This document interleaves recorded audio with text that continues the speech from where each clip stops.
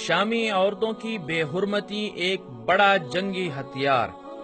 8 مارچ کو پوری دنیا میں عورتوں کا عالمی دن منایا جاتا ہے۔ یہی وہ تاریخ ہے جو ملک شام میں بہت اہمیت کی حامل ہے۔ اس دن یہاں عام تعطیل ہوتی ہے۔ 8 مارچ 1963 کو ہونے والی ایک کامیاب بغاوت کے نتیجے میں شام میں جو انقلاب آیا، اس کے نتیجے میں جہاں سب کچھ تبدیل ہو گیا، وہیں شامی فضائیہ کے سربراہ کی کمان جس شخص نے سنبھالی، وہ آج خون میں ڈوبی مملکت شام کے سربراہ بشار الاسد کا باپ حافظ الاسد تھا، جو کچھ عرصے بعد شام کا صدر بن گیا۔ اس کے بعد اقتدار اس کے بیٹے بشار الاسد کو منتقل ہو گیا، جس نے شام کو اتحادی قوتوں کے ساتھ مل کر ایک دہکتی ہوئی جہنم بنا دیا۔ یوں تو شام میں کسی کو امان میسر نہیں، لیکن شامی عورتیں خصوصی مظالم کا شکار ہیں، جن میں سب سے بھیانک ان کے ساتھ ریپ کے بڑھتے ہوئے واقعات ہیں۔ یہ وہ بحران ہے جو کسی کو دکھائی ہی نہیں دے رہا، وہ نقصان ہے جس کی تلافی ہو ہی نہیں سکتی، وہ درد ہے جس کا مداوع ممکن ہی نہیں ہے۔ اہم سوال یہ ہے کہ کیا شام ہی وہ واحد جنگی خطہ ہے جہاں عورتوں اور لڑکیوں کی آبرو ریزی کو ایک اہم جنگی آلے کے طور پر استعمال کیا جا رہا ہے؟ یقیناً نہیں۔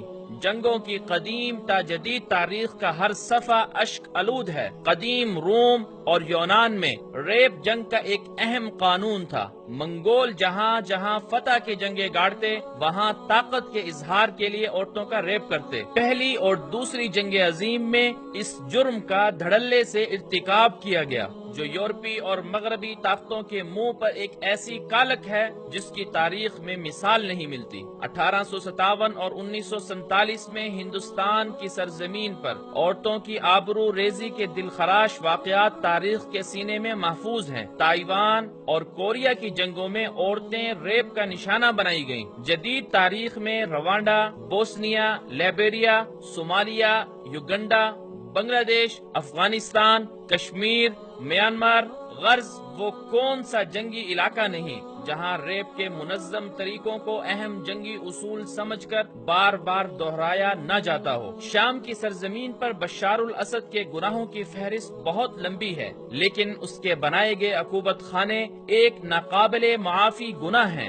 جہاں صرف مملکت کے قرار دیے گئے باغیوں کو وحشت ناک سزاؤں سے نہیں گزارا جا رہا، بلکہ ان کی بہنوں، بیویوں اور بیٹیوں کے لیے بھی زندگی کو بھیانک ترین بنایا جا رہا ہے۔ جیلوں میں عورتوں کے ساتھ اجتماعی زیادتی ان کی ایک عام سزا ہے، ساتھ ہی ان کو بے لباس کر کے لٹکایا جاتا ہے۔ بری طرح زد و کوب کرنے کے ساتھ ساتھ کرنٹ لگایا جاتا ہے۔ سزا کے طور پر لڑکیوں کو تنہا ایسی کوٹھڑیوں میں بند کیا جاتا ہے جہاں پہلے سے کوئی لاش پڑی ہو۔ مسلسل دی جانے والی سزاؤں سے ان عقوبت خانوں میں عورتیں ہیپاٹائٹس، خون کی کمی اور ریپ کی وجہ سے پیشاب کی انفیکشن کا شکار ہو رہی ہیں، لیکن ان کا کوئی مسیحا نہیں ہے۔ ان عورتوں کا قصور کیا ہے؟ کچھ بھی نہیں۔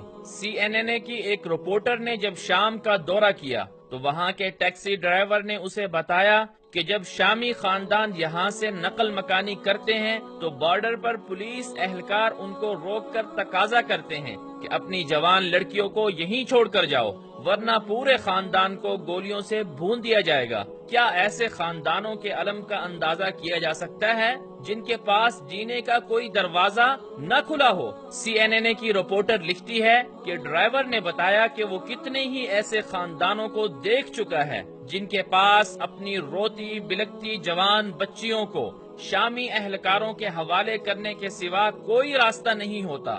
UNHCR کے مطابق صنفی بنیادوں پر ہونے والے جرائم کی شرح شام میں تیزی سے بلند ہو رہی ہے۔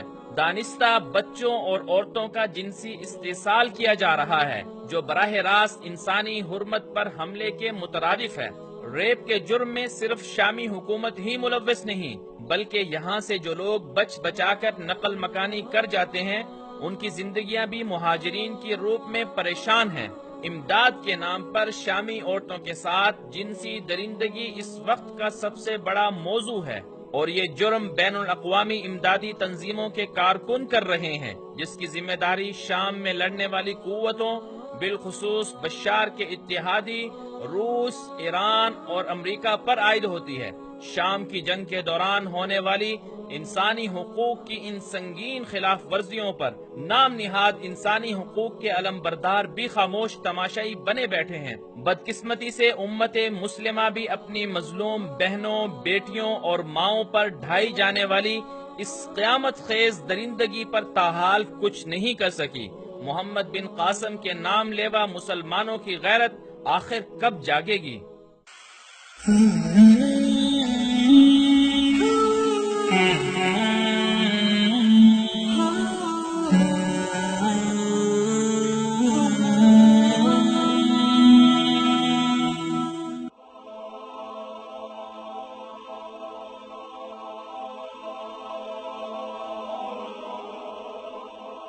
ایمان کی کرن، ہدایت کی شمع، وصال اردو۔